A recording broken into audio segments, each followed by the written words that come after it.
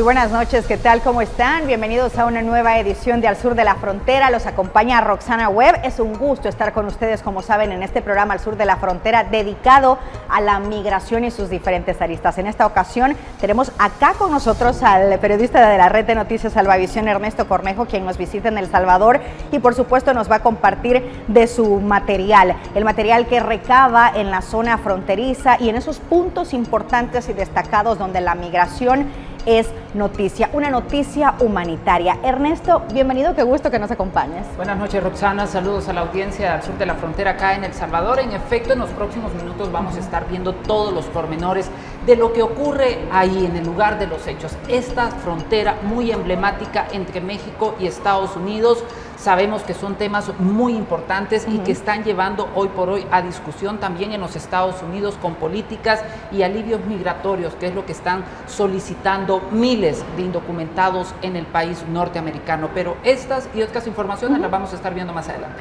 Así es, Ernesto, bienvenido y por supuesto a ustedes también, amigos televidentes. Vamos ahora a compartirles algunos de los temas más destacados de los que hablaremos esta noche en Al Sur de la Frontera.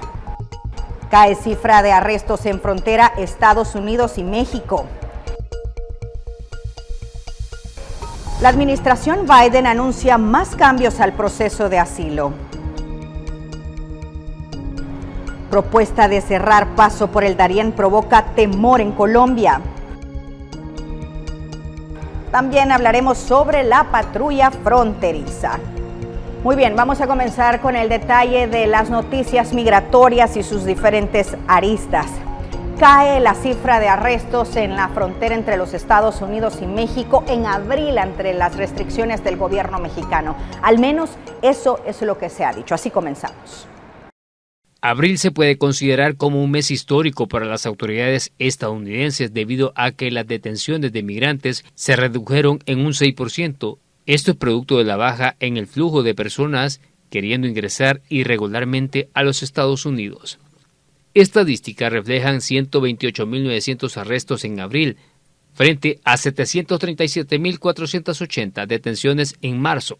Esto podría ser producto de diferentes programas que se han implementado en esa nación norteamericana en los últimos tiempos. El programa en este momento, Parol, ha venido a cambiar la dinámica en el mes de abril. Las personas que ha detenido los agentes migratorios, la patrulla fronteriza, tanto en los puertos marítimos como también en las aduanas y en la mera frontera de Estados Unidos, anda alrededor de 245,000 personas. Además, México ha incrementado los patrullajes y vigilancia en las fronteras, medidas que suman estos resultados. Mientras que la aplicación por medio de la cita CBP One, siempre en el mes de abril las autoridades de migración permitieron el ingreso a 41.400 personas de distintas nacionalidades. Con estas nuevas entradas, la cifra ascendió a un total de 591.000 beneficiados desde la vigencia de este programa migratorio. Los especialistas tienen a la base estas autorizaciones para instar a que apliquen a ellas y llegar a los Estados Unidos en un marco legal. Este tipo de programas no indican que una persona que le ha admitido el parol no indica que ya va a solucionar todos sus problemas migratorios. Al contrario, es una puerta de entrada legal, pero que posteriormente tienen que seguir toda la normativa que el gobierno de los Estados Unidos así lo requiere para. Entre los favorecidos con esta medida se encuentran 91.000 cubanos, 166.700 haitianos, 75.700 nicaragüenses y 101.200 venezolanos. Este es un informe de Herbert Vázquez. Y las detenciones de migrantes por parte de la patrulla fronteriza en abril reportó 129.000 personas detenidas. 129.000 personas es la cifra que representarían una disminución de los 140.638 extranjeros reportados en febrero y 137.480 en marzo, lo que representa una caída en la migración, siendo inusual en esta época del año, cuando el clima más templado generalmente significa que más personas intentan viajar a la frontera entre Estados Unidos y México. Según medios locales, los funcionarios estadounidenses consideran que las acciones del gobierno mexicano contra la migración son el factor más importante en la reducción actual de los flujos.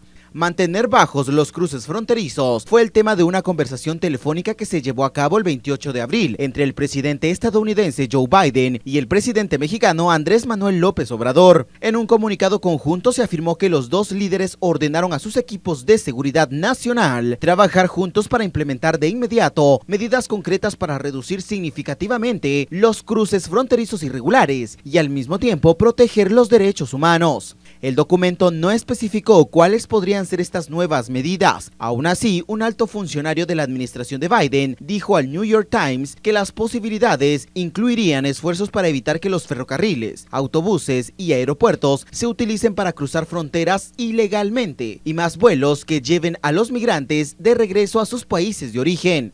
De igual forma, el portavoz de Seguridad Nacional de la Casa Blanca, John Kirby, reiteró que las medidas probables serán más interdicciones de transportes y vuelos de deportación. Otros medios estadounidenses han afirmado que la estrategia de las fuerzas mexicanas han sido intensificadas durante este año. Estas acciones consisten en transportar en autobuses a migrantes fuera de la zona fronteriza de Estados Unidos hacia el interior del país, a menudo el extremo sur de México. Las cifras muestran que el gobierno mexicano depende menos de la deportación internacional o la detención a largo plazo de migrantes. México ha reportado 359.697 encuentros con migrantes, pero relativamente ha hecho 8.612 deportaciones entre enero y marzo. Las actualizaciones semanales de los jefes de la patrulla fronteriza han notado aumentos en la migración a San Diego y Tucson. En las últimas semanas se ha visto grandes cantidades de migrantes llegando principalmente en tren a Ciudad Juárez frente a El Paso. De acuerdo con información proporcionada, hasta la fecha San Diego mantiene el estatus de sector más activo de la frontera, una posición que no ha ocupado desde finales de los años de 1990. La Cancillería de Guatemala busca crear mecanismos más fuertes en el control de las fronteras, sobre todo las más concurridas. Los mecanismos podrían ser de infraestructura. En el territorio guatemalteco son miles de personas los que transitan de forma irregular. Estos son migrantes que vienen de diferentes países con el fin de poder llegar a los Estados Unidos y sobre todo a la frontera con México. De esa cuenta, las autoridades buscan crear acciones respecto a la seguridad dentro de estas fronteras con el fin de, si no erradicar esta situación, poder mermarla. El ministro de Relaciones Exteriores se refirió al respecto. Los puertos fronterizos que tenemos con México y algunas acciones de desarrollo a comunidades locales, pero el tema de la seguridad fronteriza, ustedes saben la situación actual en ambos lados de la frontera, es lo que nos lleva a esa reunión el 17 de mayo. Martínez indicó que en el caso de México buscarán poder llegar a acuerdos en el tema de infraestructura que pueda apoyar a paliar la situación multitudinaria en las fronteras. Hay una recarga en los pasos fronterizos que funcionan, digamos los que conocemos nosotros, Mesía, El Carmen, Suchate. Hay un compromiso también de hace unos años de abrir y echar a andar, digamos, nuevos puestos fronterizos. Y es ahí donde tenemos el reto de la infraestructura.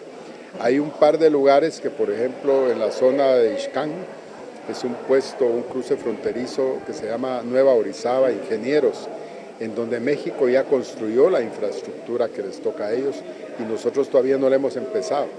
En el caso del Ceibo, en el Petén, también hay infraestructura mexicana y nosotros también la debemos. Entonces la idea también de esta reunión es echar a andar ya desde Guatemala los proyectos que nos permitan tener ya una infraestructura de cara a cara con la infraestructura mexicana. En Guatemala siguen siendo núcleos familiares los que se pueden observar en las diferentes calles, sobre todo en los perímetros cercanos a los lugares en donde circulan los buses que los llevarán rumbo a las diferentes fronteras del país. Una situación que se ha tornado delicada no solo para los guatemaltecos, sino también para los migrantes que transitan en nuestro país. Con esta información para Al Sur de la Frontera, en imágenes de Héctor García, David López. Ahora vamos con una segunda entrega de cómo la patrulla fronteriza ha evolucionado en su crucial papel en la seguridad de la frontera sur de los Estados Unidos. Bienvenidos de nuevo a nuestra serie sobre la patrulla fronteriza de los Estados Unidos. En esta segunda parte nos sumergiremos en los siguientes 25 años de su historia, explorando los desafíos y los triunfos que han marcado su camino en la frontera con México. Esta emocionante continuación revelará cómo la patrulla fronteriza ha evolucionado en su crucial papel en la seguridad de la frontera. Así es que acompáñenos mientras descubrimos cómo la patrulla fronteriza ha enfrentado estos desafíos en un mundo donde la esperanza de muchos migrantes y la realidad se entrelazan en cada paso. Es impresionante poder observar y conocer toda la historia de la patrulla fronteriza de acá en los Estados Unidos, que pues está cumpliendo 100 años en este 2024, y miren lo que me encontré acá. Esto es una verdadera joya. Aquí está toda la información. Es un helicóptero que hacía vuelos en San Diego. Aquí podemos ver cómo el helicóptero está justo en la frontera, en la parte del desierto. Aquí vemos volando sobre San Diego en los años de 1960, imagínense ustedes, un helicóptero, si lo podemos ver acá, del USVP, es un helicóptero de 4 plazas. Aquí podían 4 elementos de la patrulla fronteriza viajar y sobrevolar las áreas del desierto.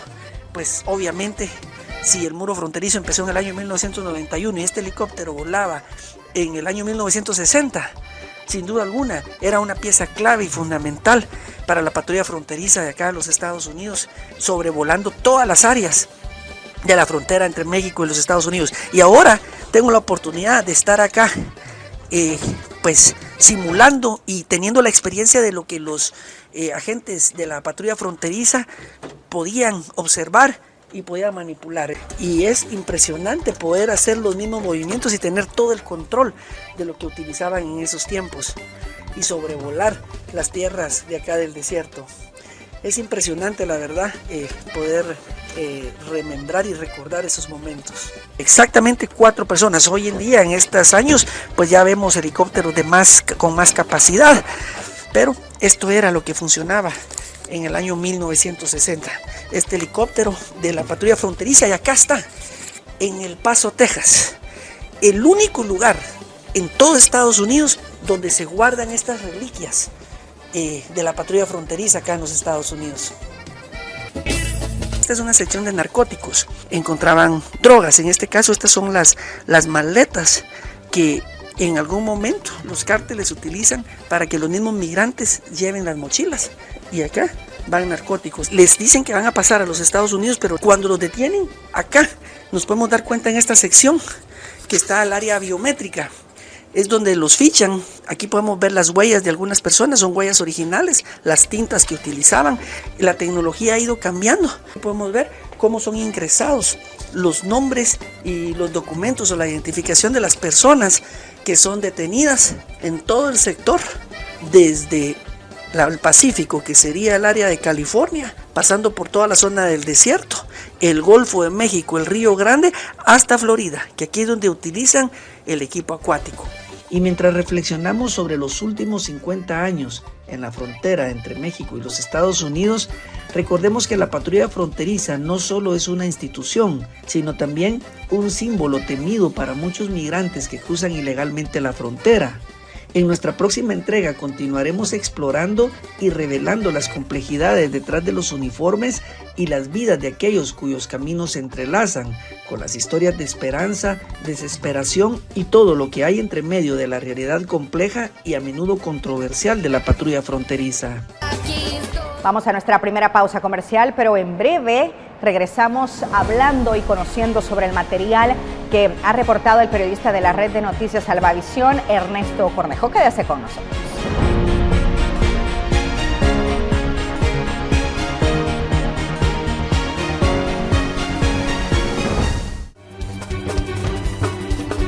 Con Noticiero Hechos te informas en las redes sociales. Puedes informarte en vivo en X,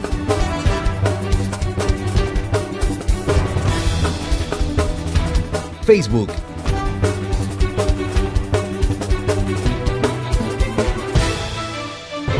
y YouTube. La noticia en 360 grados con la credibilidad de Noticiero Hechos.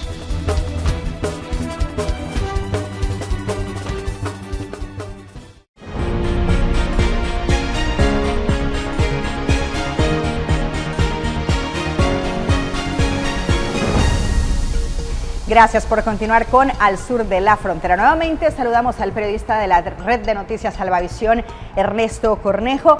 Ernesto y amigos televidentes, qué grave el movimiento, lo que viven los migrantes en la zona fronteriza bajo el mando del crimen organizado. Y aunque las autoridades mexicanas continúan diciendo que están trabajando para erradicar todas estas redes de trata, siempre conocemos noticias desgarradoras, Ernesto, de lo que tienen que sufrir los migrantes para llegar de manera ilegal a los Estados Unidos. En efecto, Roxana, gracias a la audiencia que continúa en sintonía de Al Sur de la Frontera. Siguiendo en línea lo que tú ya ponías en contexto, sabemos hoy por hoy que la situación que enfrentan los migrantes en este duro recorrido desde su país de origen hasta los 8 puertos terrestres entre el país azteca y los Estados Unidos se ven inmersos en situaciones complicadas. Sí. El crimen organizado y la trata de personas hoy por hoy ha tomado fuerza en los últimos días.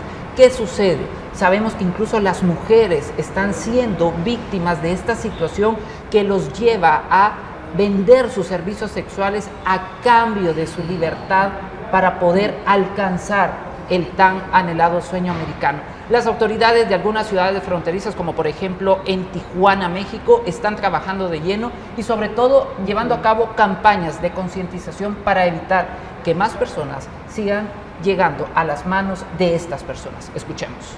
Migrantes, cuando contratan a alguien, no saben realmente quiénes son los que están detrás, ¿no?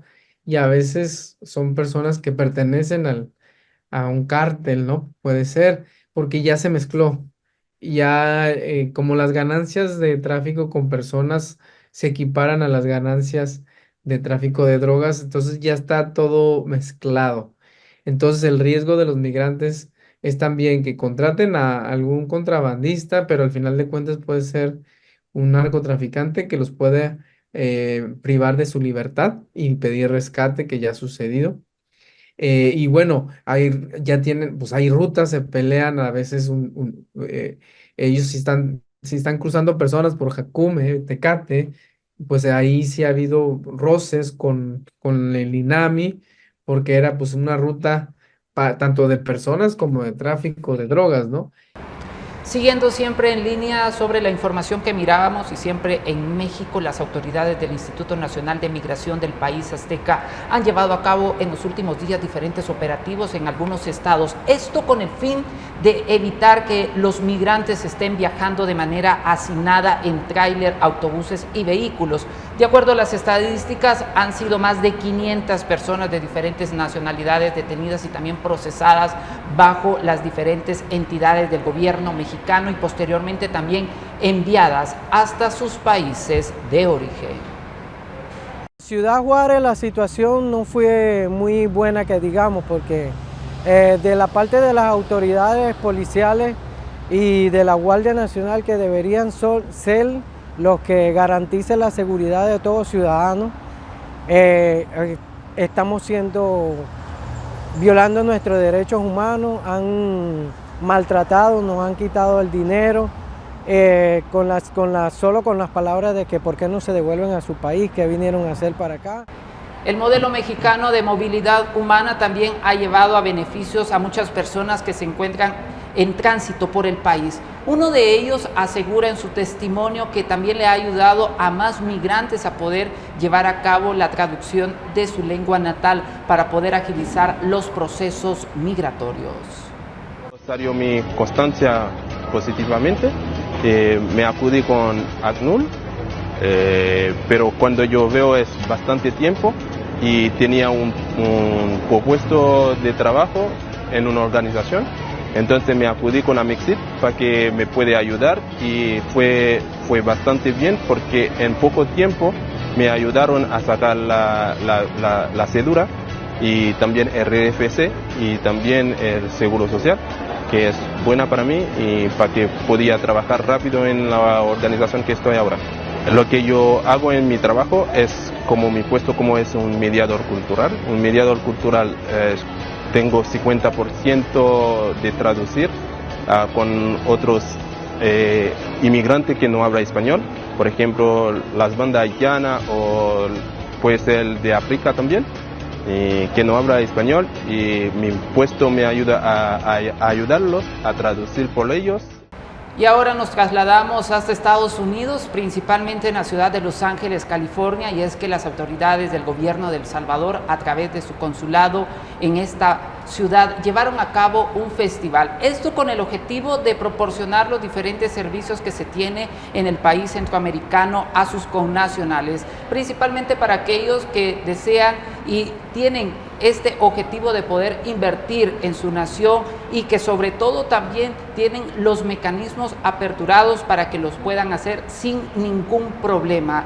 De acuerdo también a las autoridades y a los organizadores de esta actividad, se pretende llevar a cabo esta misma en otras ciudades donde también radican salvadoreños.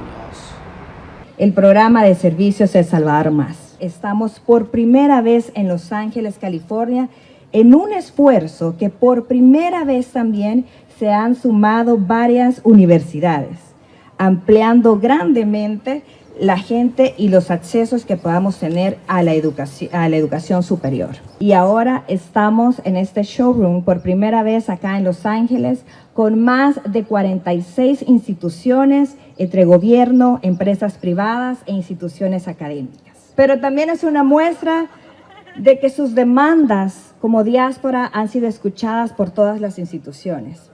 Esta es la feria más grande que hemos realizado hasta la fecha y estamos muy orgullosos que sea justamente en esta localidad en donde tenemos una comunidad tan participativa. Este es un espacio lúdico que también nos permite vincular a las nuevas generaciones con su país y conocer a profundidad la cultura salvadoreña. Mi nombre es Susana Lima.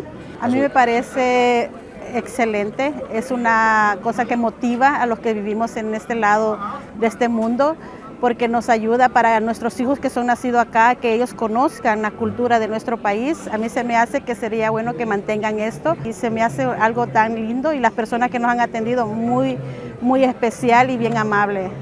El hecho que tengamos ya tantos años acá no quiere decir que no podemos conocer nuestra cultura más de lo que lo conocemos y enseñarle a nuestros hijos y aprovechar que ahorita se nos está dando esta oportunidad como diáspora de que nos están trayendo toda esta información que antes nunca la tuvimos. No sabíamos de eventos salvadoreños, no sabíamos de nada de las cosas que estaban sucediendo hasta el día de hoy y que agradecemos pues por la gestión del presidente que Dios ha puesto en nuestro país. Carlos, originario de Chalatenango. ¿Tu apellido? Recinos. Me parece estupendo, muy beneficioso para todos nosotros porque la verdad es de que esto nos ayuda a hacer los procesos más fáciles, ¿verdad? Por decir cosas, trámites que tenemos que hacer del consulado, trámites de vivienda, de cualquier cosa en los bancos, eso es muy beneficioso para nosotros. Con esta información hacemos nueva pausa comercial. Al regresar le tenemos más detalles acá en su programa Al Sur de la Frontera, viendo el escenario que se vive hoy por hoy en los diferentes puntos fronterizos, pero sobre todo el papel que juegan también las diferentes entidades para poder contener este fenómeno.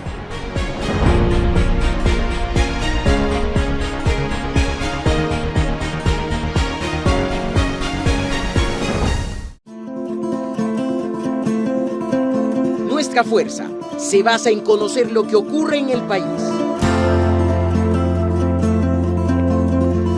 Hechos del agro. Todos los lunes en Hechos AM y los sábados a las 8 de la noche acá en Canal 12.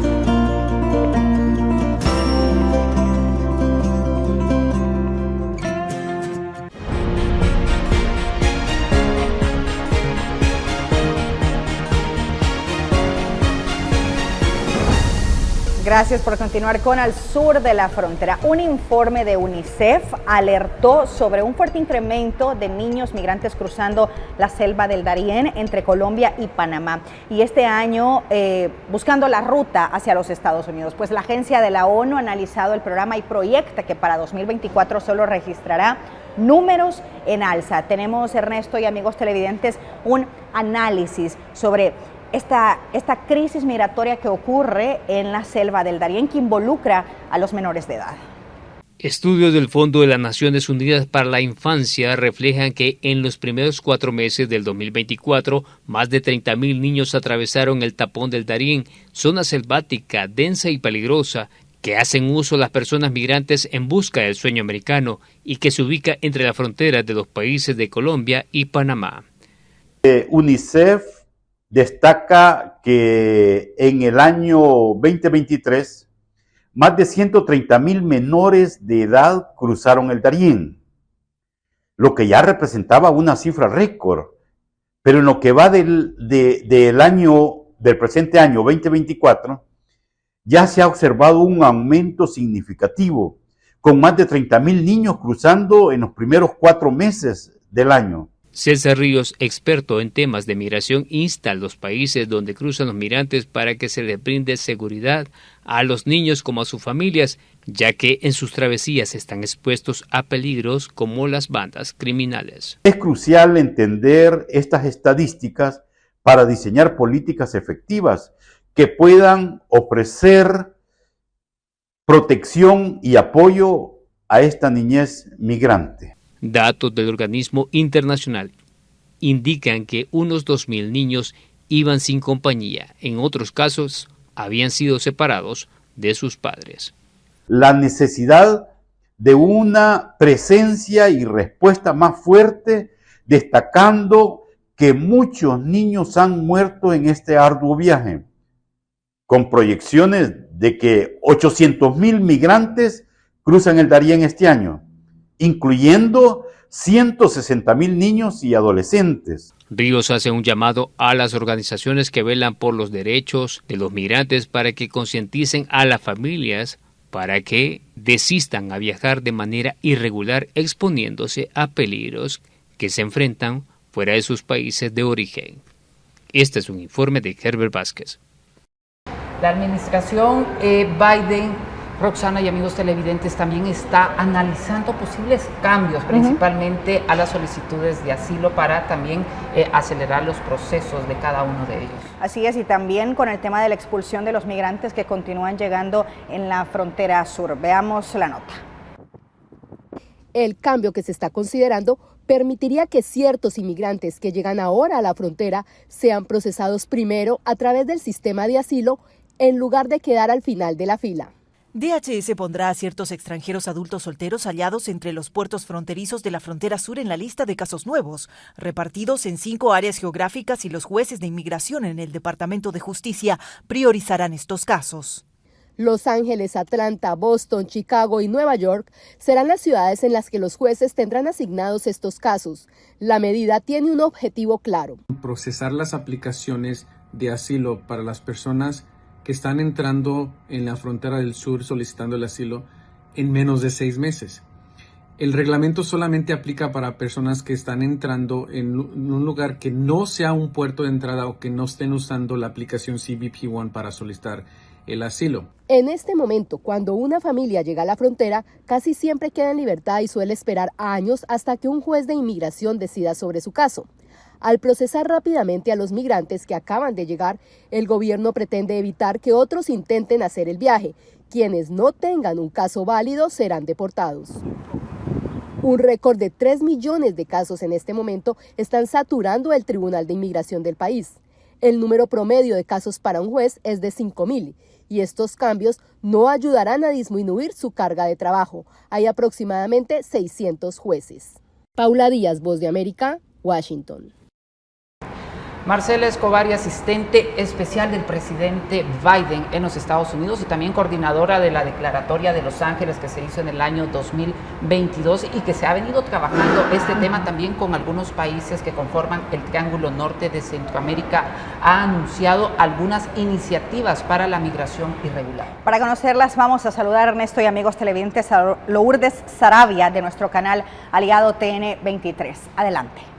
Durante esta semana se llevó a cabo en Guatemala la tercera reunión ministerial de la Declaración de Los Ángeles sobre la migración y protección de todas las personas que se han visto en la obligación de salir de sus países para buscar nuevas oportunidades en los Estados Unidos. En este sentido, Marcela Escobar, asistente especial del presidente Biden y coordinadora de la Declaración de Los Ángeles de la Casa Blanca, dijo que se implementarán nuevas iniciativas, entre las que destacó la iniciativa laboral, esto con el fin que las personas puedan viajar hacia los Estados Unidos de forma legal y segura. Asimismo, se indicó acerca de nuevas sanciones que estarán siendo implementadas para todas aquellas personas que sean responsables de traficar con personas. Escuchemos. Es inspirador ver los avances de tantos países representados aquí bajo los 3 pilares, bajo la Declaración de Los Ángeles. La región tiene el potencial de volverse un ejemplo a nivel global de políticas pragmáticas y generosas cuando se trata de estabilizar e integrar poblaciones desplazadas. Estas políticas están restaurando la dignidad a los inmigrantes e invirtiendo en la promesa de su capital humano. Pienso en la odontóloga que conocí en Lima hace 2 años, que puede practicar su profesión gracias a los esfuerzos del Perú para validar títulos profesionales. O los niños venezolanos que conocí en Quito, que han podido seguir sus estudios gracias a las políticas generosas del Ecuador. O el grupo en Sao Paulo, que está aprendiendo cloud computing con Amazon gracias a la iniciativa Operación Acogida del gobierno de Brasil. O la abogada en Bogotá, que está asesorando a otros venezolanos para tramitar su estatus legal que ofrece Colombia en los centros Intégrate. O el periodista que puede reportar sin miedo en Costa Rica. Y puedo seguir con la lista. Estas son vidas cambiadas. La evidencia es contundente que estas políticas de integración mejoran la seguridad, promueven el crecimiento económico y traen innovación y emprendimiento. Pero también sabemos que son políticas difíciles porque los costos son hoy y los beneficios mañana. Veo alrededor de esta mesa una coalición de los valientes emergente, gobiernos tomando políticas acertadas para el bien de sus países y de nuestra región y en rechazo a la xenofobia y a la política de odio. El presidente Biden está comprometido a una respuesta regional a la migración. Y al igual que nuestros socios regionales, él también reconoce que la migración legal avanza nuestros intereses, fortalece nuestra economía y refleja nuestros valores como una nación de leyes y de inmigrantes. El presidente Biden ha expandido de manera histórica las vías legales. Ha reconstruido de casi cero nuestro sistema de reasentamiento de refugiados.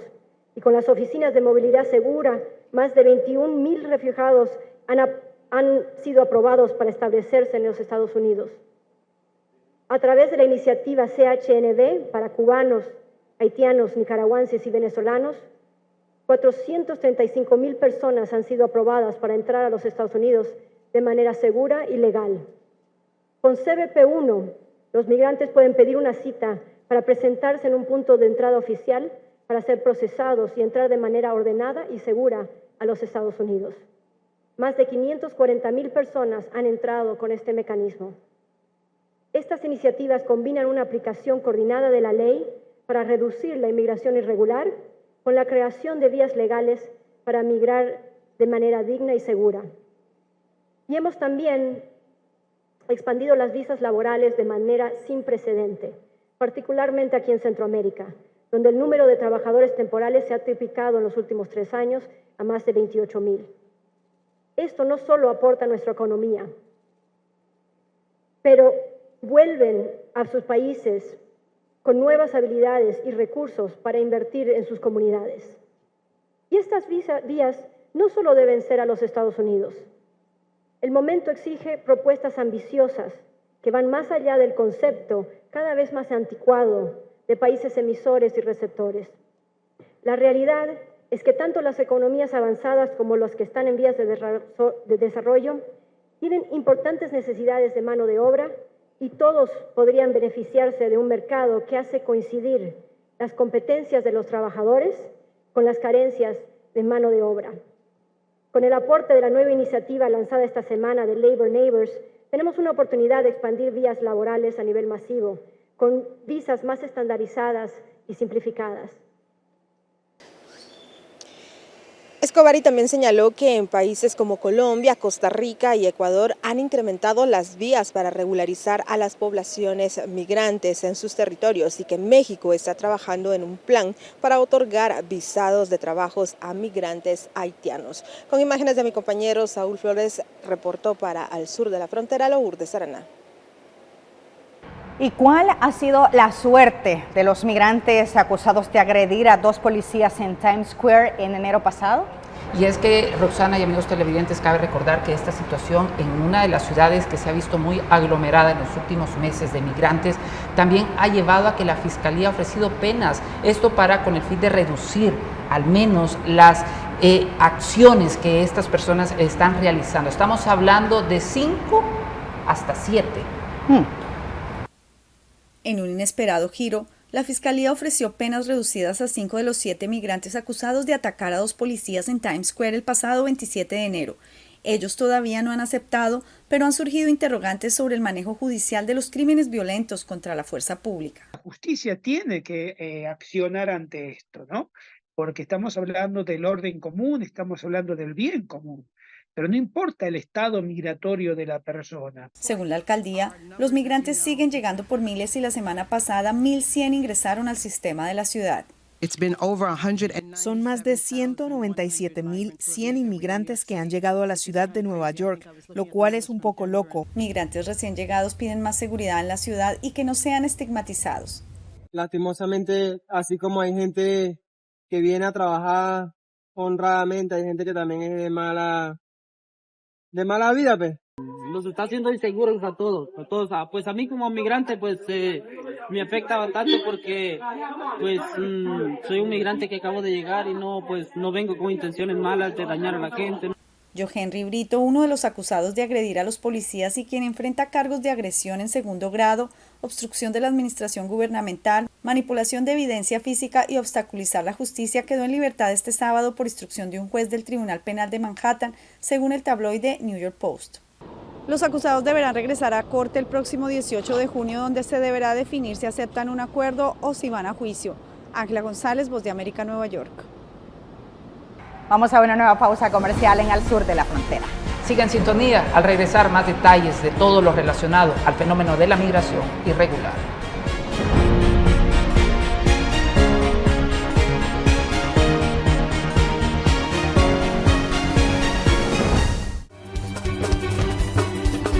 Con Noticiero Hechos te informas en las redes sociales. Puedes informarte en vivo en X,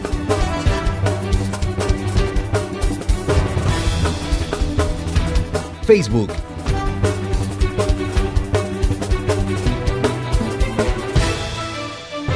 y YouTube.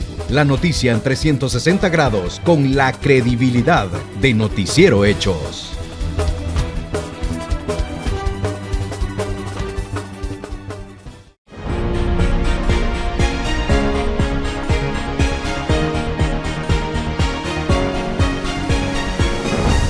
Cerrar la selva del Darién ubicada entre Colombia y Panamá es la promesa del presidente electo de Panamá, José Raúl Mulino, quien aseguró en campaña que repatriará a los migrantes respetando sus derechos humanos.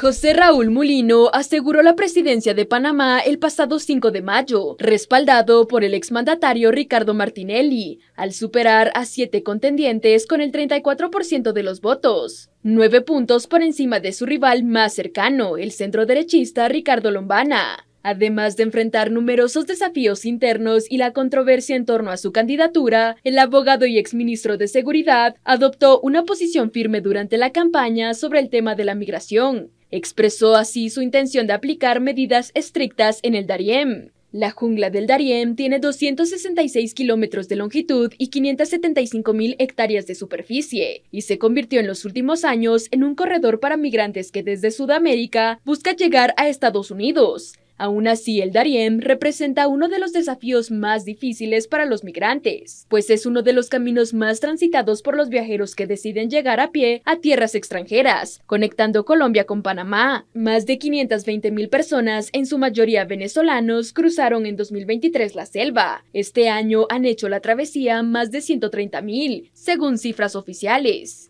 Por lo que en campaña, Mulino propuso cerrar el Darién y repatriar a todas esas personas utilizando los mecanismos legales disponibles y respetando sus derechos humanos. Y vamos a cerrar Darién y vamos a repatriar a todas estas personas como corresponda, respetando los derechos humanos, y espero y confío que el ACNUR de Naciones Unidas nos ayude. Mulino enfatizó la importancia de abordar conjuntamente la migración con un enfoque trilateral entre Estados Unidos, Colombia y Panamá, resaltando que Panamá no es un país de tránsito para migrantes, por lo que hizo un llamado a la colaboración en este tema. La frontera de Estados Unidos, en vez de Texas, se corrió a Panamá. Entonces tenemos que hacer un trabajo trilateral y tienen que entender que Panamá no es un país de tránsito de inmigrantes. La promesa de Mulino de reforzar la seguridad fronteriza y controlar la migración ilegal es un tema central en su agenda, lo que marcará el inicio de su mandato con un enfoque decidido en esta problemática que afecta a la región panameña. Siguiendo con más información, como una solución a la crisis migratoria, el presidente electo de Panamá, José Raúl Mulino, ha propuesto cerrar el paso por la selva del Darién en la frontera con Colombia. Nosotros somos migrantes que solo vamos de paso a ese país. No estamos ni en estadía ni nada.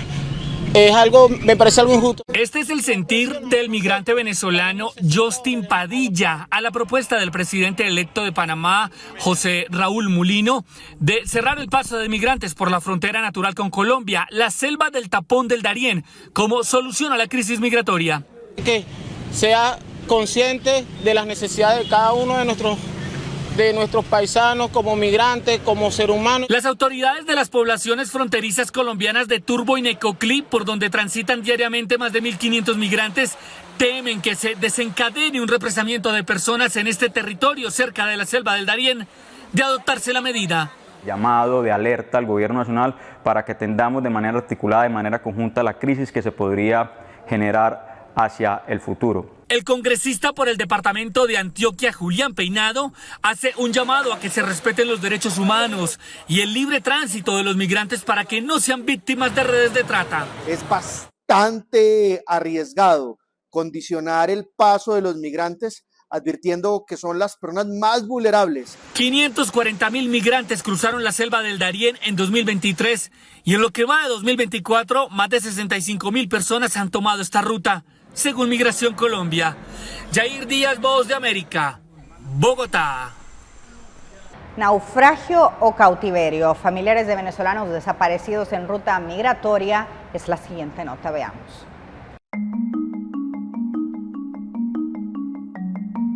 Mi hija es mi vida, es todo para mí. No puedo vivir sin mi hija, no podría, y mi nieto Diego. Mi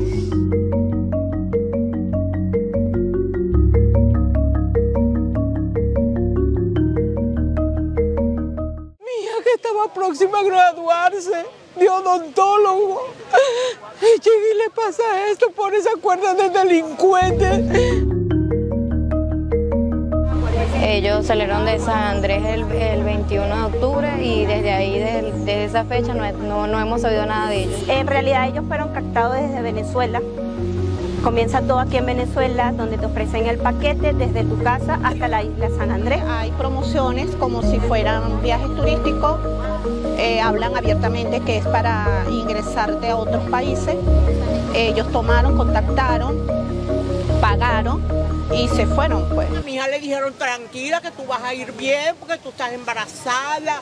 Fue pura mentira. A mi hermana le quitaron desde Venezuela hasta la isla San Andrés $1.900. Por el bebé le quitaron $1.500 sin meter la lancha. La lancha ellos pagan, los adultos 700 y los niños 500. Ya después de 3 días del día que supuestamente debían de haber llegado, no supimos nada de nuestros familiares. Y desde ahí nos hemos tenido una prueba contundente de que haya un naufragio, porque nunca aparecieron cuerpos, no aparecieron lanchas. no aparecieron bolsos, nada. ¿Qué piensas de qué pasó? Que están secuestrados o en cautiverio, pues porque cuando están secuestrados piden dinero y ellos no han pedido dinero de nada. Tienen en cautiverio, seguro trabajando, qué sé yo, pero vivos están. Si fuera sido un naufragio, pues los teléfonos no estuvieran activos hasta estos momentos todavía. A un mes del cierre de la embajada y los consulados de Venezuela en Ecuador en protesta al asalto a la embajada de México en Quito, aún se vislumbra soluciones a la Fundación Yo Te Apoyo. Advirtió sobre las consecuencias para la comunidad venezolana en el país andino. He ordenado cerrar nuestra embajada. Ha transcurrido un mes desde que el gobierno venezolano decidió cerrar su embajada y consulados en Quito y Guayaquil, y los efectos comienzan a sentirse. Un reciente informe de la Fundación Yo Te Apoyo, que trabaja con migrantes, advierte que el impacto es amplio y profundiza la vulnerabilidad de una población ya afectada por desafíos migratorios y económicos significativos. Porque actualmente Ecuador exige visado a los venezolanos desde el año 2019 y para las visas o para obtener visas y renovarlas se les requiere el pasaporte vigente. Betsabeth Jaramillo, presidenta de la Fundación Yo Te Apoyo, explicó que la comunidad venezolana la comprenden unas 475.000 personas y se estima que entre un 10 y un 30% de esa cifra podría haberse afectado inicialmente por la decisión del gobierno de Nicolás Maduro. El venezolano tendría que trasladarse a los consulados más cercanos. Los más cercanos se encuentran entre Perú y Colombia. Perú exige visa a los venezolanos, por ende no sería una opción. Para un venezolano afectado en su mayoría por falta de empleo o bajos salarios, trasladarse hasta Colombia resultaría costoso. A eso se suman otros problemas, como lo contó Leonela Rodríguez, una joven migrante que dice sentirse desprotegida. Llegando a la casa de mi mamá me asaltan 2 hombres. En ellos me llevaron lo que fue pasaporte venezolano con 6 meses de vigencia, cédula ecuatoriana, cédula venezolana y tarjetas personales bancarias. Pedro Sassone, quien fue el más reciente cónsul y jefe de la misión diplomática en Ecuador, fue recientemente nombrado como director encargado del Instituto de Altos Estudios Diplomáticos en su país. Néstor Aguilera, Voz de América, Quito. Muy bien, ha llegado el momento de despedirnos. Gracias, Ernesto, por acompañarnos durante esta emisión y por supuesto de tu importante trabajo de compartir semana a semana toda esta cobertura migratoria para llevarla a las cámaras de Canal 12 y bueno, también de nuestros países aliados en Centroamérica. Así es, Roxana, a lo largo de todos estos programas también le vamos a estar presentando la dura realidad que enfrentan países de Centroamérica, sobre todo el cruce de los migrantes que vienen del sur, aquellos venezolanos, ecuatorianos, cubanos también, que ocupan como tránsito estos países, políticas migratorias que están siendo analizadas también acá en Centroamérica, en la región, el trabajo articulado, pero sobre todo conociendo las historias de aquellos que vienen retornados con sus sueños frustrados de no alcanzar lastimosamente el tan anhelado sueño americano. Gracias, Ernesto, y gracias a ustedes, amigos televidentes. Estuvo con ustedes Roxana Webb. Es todo, hasta la próxima. Buenas noches.